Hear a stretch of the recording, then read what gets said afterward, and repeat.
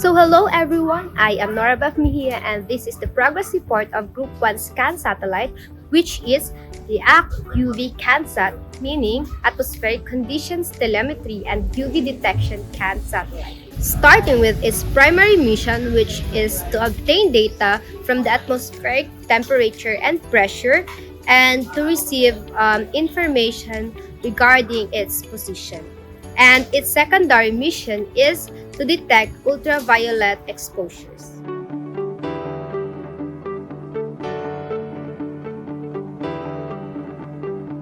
So for our CANSAT development, we'll be utilizing the Arduino Uno R3 as our main microcontroller. And then for our primary mission, we'll be utilizing as well the MPU 9250, in which it is a multi-chip module consisting of two dies integrated into a single QFN package. One die houses the 3-axis gyroscope and the 3-axis accelerometer. The BME 280 is a humidity sensor measuring humidity, barometric pressure, and ambient temperature, especially developed for mobile applications and wearable where size and low power consumptions are the key design parameters. For the INA 3221, it monitors both the shunt voltage drops and bus supply voltages. For Neo 6M, this is a well-performing GPS receiver. It can also track 22 satellites and identify locations anywhere. So for the NRF24, it is a series includes with the NRF24L, NRF2AFP2, and NRF2460 ICs. So the NRF2L ICs use Nordic Semiconductor's Enhanced Shock Burst Protocol, enabling the implementation of ultra-low power and high-performance communication with low-cost host microcontrollers. And lastly, the micro SD card. The micro SD card is a type of removable flash memory card used for storing information. So for our secondary mission, we'll be utilizing the UV sensor, the 480 FF521. It is used for determining exposure to ultraviolet. It is an analog sensor that gathers information in volts when exposed to the sun. So this change in voltage can be used to identify the UV intensity and index. So this is our circuit for our CANSAT. So for our BME sensor, we are connecting all of our sensors into the 5-volt area, and the ground we're making it series for all sensors. And for the SCL, we connected it to the SCL in the Uno, and same for the SDA. And the UV for the UV sensor, we connect it to A0. For the MPU, our SDA, we connect it to A4, and the SCL, we connect it to A5. So this is for our GPS sensor. So we have our RX and TX and our 3 and 4 in the 5 volts CC. And for our NRF, we have our VCC at 5 volts and ground as ground. We have our CSN at 8, and then we have our CE at 7, SCK at 13. We have our MOSI and MISO in 11 and 12. So for our receiver at ground station, we have the same one in our transmitter. So we have our VCC at 5 volts, ground out ground, and in 8 we have our CSN, and the CV is CE by 7, and the SCK at 13, and 11 is our MOSI, 12 is our MISO. Okay, so here is our INA3221 power module. So unfortunately for our circuits, the code for this module is still incomplete, and there are problems in the byte size for the code. So that's why we're still finding out a way on how to solve this problem. And here is our other microcontroller, which is the Nano microcontroller, which will be connected to the SD card module. We will make progress to it in our next progress report. Okay, so this is our first test of our UV sensor if we can plot the values that we have gathered. So it's around 3 o'clock, 3:30 in the afternoon. So we expect the UV to be lower than usual. So first test will be against the window. So against the window is it cannot detect any UV that is coming into the room through the window.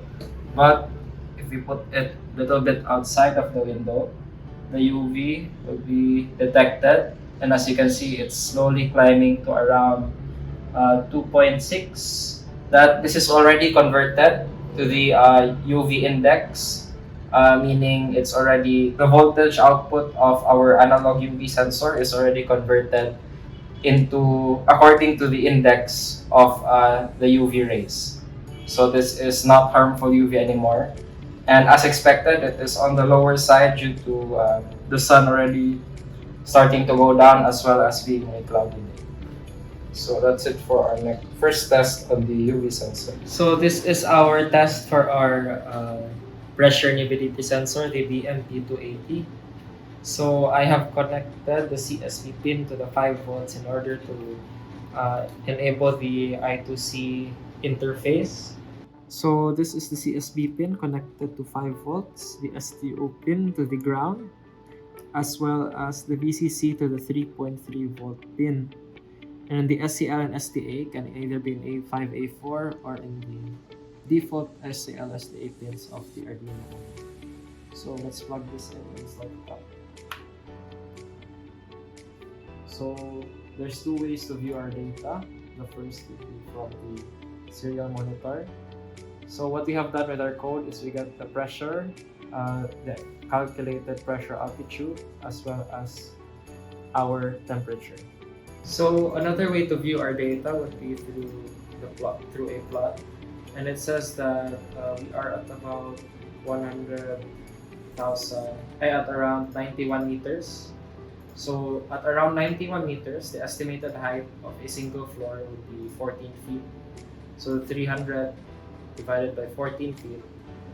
The sensor thinks we are at the 21st floor, which is accurate for my location since I am in the 18th floor of the building plus 3 floors for the parking. So safe to say that the pressure altitude is more or less accurate for the sensor. So for the INA 3221, we already have the code set up as you can view on the screen. But the problem is we didn't know that we actually need alligator clips or some other form of connection to the 3 channels that are available on the INA. We have tried it out by making contact with the jumper wires, but that still didn't seem to be enough.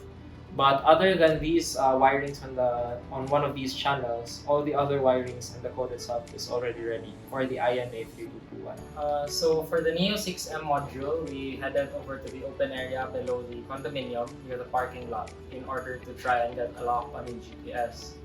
At first, wasn't able to get a lock, but after around 20 or 30 minutes of waiting, just keeping the GPS in the same place, the blue LED eventually flashed and started to blink. So that means that the GPS had a lock. But at first, we weren't getting any data into the serial monitor. It was still prompting that no data was received. So what we tried to do was to switch the TX and the RX pins that we initially placed.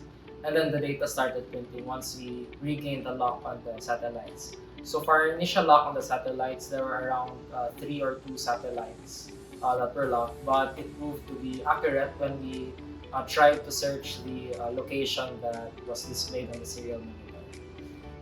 So this is our first test of the MPU 9250. So we've just started up the program and it is transmitting its data. So currently we have the acceleration in G's, the gyroscope in degrees per second, and our magnetometer is measuring in microtesla and our temperature in degrees Celsius.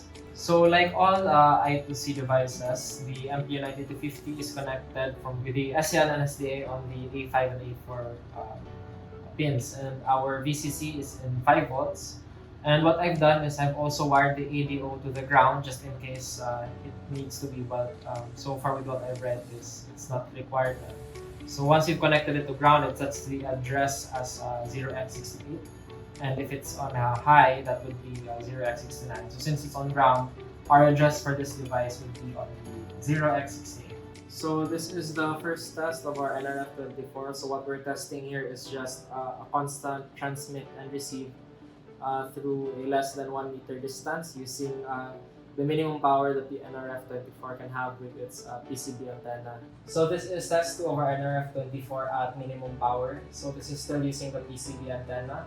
So this is our receiver, and it's, as you can see on the screen, it's currently receiving. Our transmitter is then situated right over there on an adjacent table. So that is approximately 4 meters away. So what we can get from this is that we can still transmit at around 4 meters using its minimum power. So from there, in our succeeding tests, we can estimate the amount of data we can transmit as well as the range of our transmitters and receivers. As well as if we really do need a line of sight, or if what types of materials will block our signals, such as metals or PLA plastic from 3D printing. For our future works, we plan to initialize the code for the Arduino Nano microcontroller, start the soldering of the sensors to be one integrated system, dimensioning of the CANSAT to have proper weight requirements and NEX as well as the power requirements, optimize the code for data byte size, proper placement of sensors for accurate data collection, optimize wiring lengths, and improvements in the code. Thank you.